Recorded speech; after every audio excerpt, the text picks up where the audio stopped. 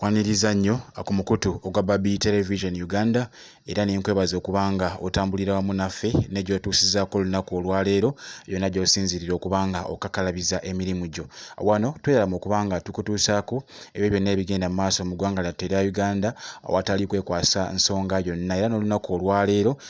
nkuleetedde ebyavudde mu kukola okunoonyereza Pulezidenti Museveni kwe yavaayo n'alagira kukolebwe ku Anita Among, Speaker wa Parliament, oluvannyuma lwa ggwanga lya Bungereza okumuteekako envumbo era ne limulumiriza okuba ne mansions ezisukka mu 2 mu ggwanga lya Bungereza nga kw'ossa ne akawunti ya bank eriko omudidi gw'ensimbi, era ng'ono British Commissioner omukyala amanyikiddwa nga Kate yavaayo n'obujulizi buno n'alumiriza Speaker wa Parliament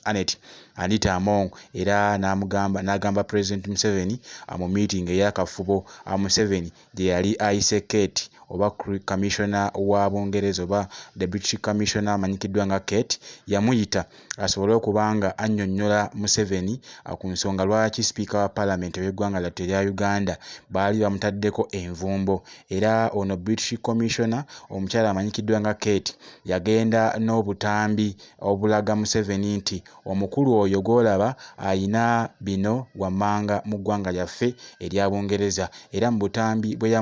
yamuwa bwali bwa mansions 2 n'ambirira, era n'amutegeeza nti ne ku akawunti kuliko ensimbi ezitabalika era nga zino zakozesa okusasulira abaana baalina e Bungereza abasasulira fees omuyitirivu ennyo nnyini ddala, era nga bino bye bimu ku ebyo ebyesigamiziddwako eggwanga lya Bungereza okubanga limuteekako envumbo, era mu bimu ku ebyo bagamba nti yeenyigira mu kubba amabaati, era ne gavumenti ya wano nga kw'ossa ne kkooti yalemererwa okubanga emuwozesa okulaba nga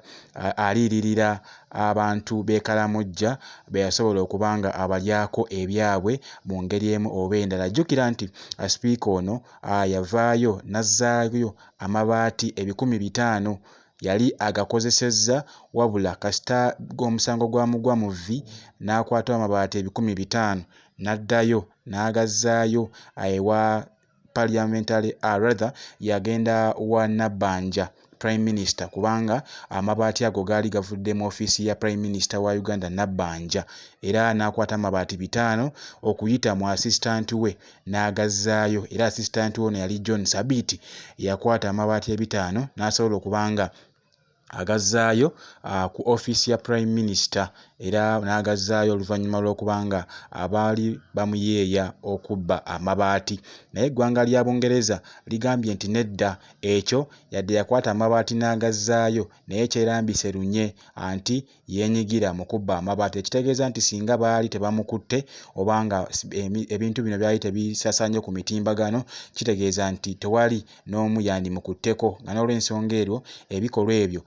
babivumirira, era mu ngeri emu oba endala basazeewo bamuteekeko sanction oba kyewandiise envumbo, nga n'ebyobugagga bye bwenjogerera essaawa zino ne bank accounts takkirizibwa kubanga ayongerako omusimbi ate takkirizibwa kubanga aggyako omusimbi, era n'amayumba gano 2 gesinaba kubanga nkuwa, wabula video ngenda kubanga nzita olunaku olwaleero. Video zino nzirina bulungi nnyo era ngenda kubanga nzikuwa olunaku olwaleero, naye nga zo essaawa zino wenjogerera ziri mikono gya gavumenti ya Bungereza era mu ngeri emu oba endala, wabula Museveni bino ebyamugwa mu matu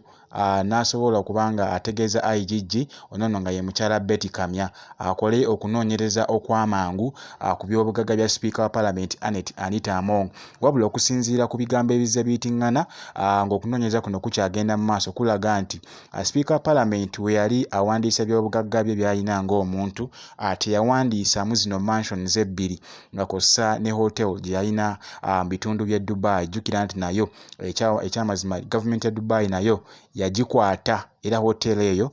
nagikuwa bulungi nnyo wano ku mukutu ogwa Babi Television Uganda, newankubadde nga abamu mwabibuusa amaaso era ne mubiwakanya, but anyway nze kyange kyakubanga mbawa information kasita mugitegeera ogwange gubeera guwedde mu ngeri emu oba endala. Kati nabivudde mu kunoonyereza mu bbaluwa esindikiddwa ewa President Museveni olunaku olwaleero, IGG Betty Kamya ategeezezza Museveni nti yakubira Speaker akasimu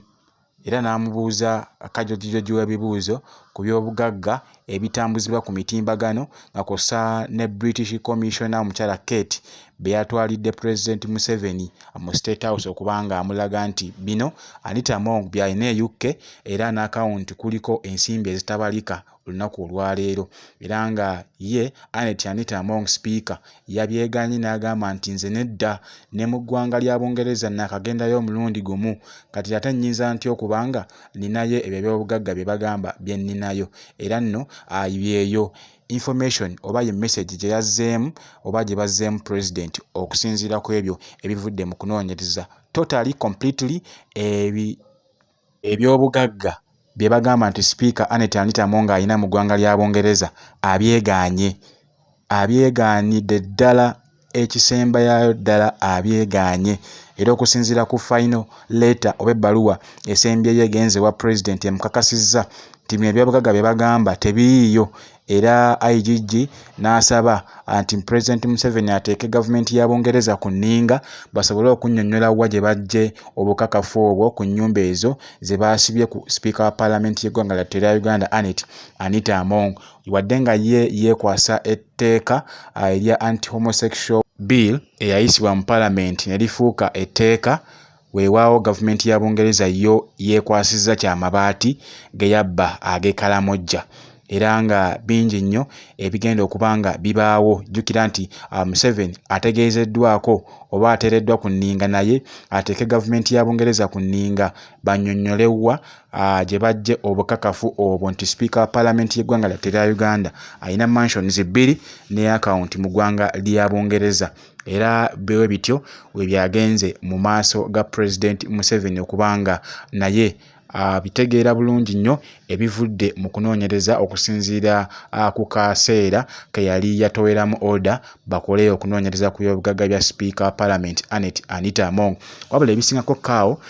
nja kubanga nzija nabyo era kyemmanyi nja kubanga mbikutuusaako butereevu, era byonna ebinaba bigenze mu maaso wetuli nnyo okubanga tubikuwa bulungi nnyo. Wabula gwatanaba kubanga osubscribinga nsabye okikole, kwata ku kigambo subscribe osubscribinge ku mukutu guno ogwa Babi Television Uganda. Bw'omaliriza kwata ku kide ekyo, omaliriza okwata ku kide teeka mu all, wano nno ojja kuba tosubwa amawulire gonna ge tunaba tutaddeyo wano ku mukutu ogwa Babi Television Uganda. Sigenda kubanga nsukka wana takuumira mpeera bankuumire, amusibe bulungi, mweraba.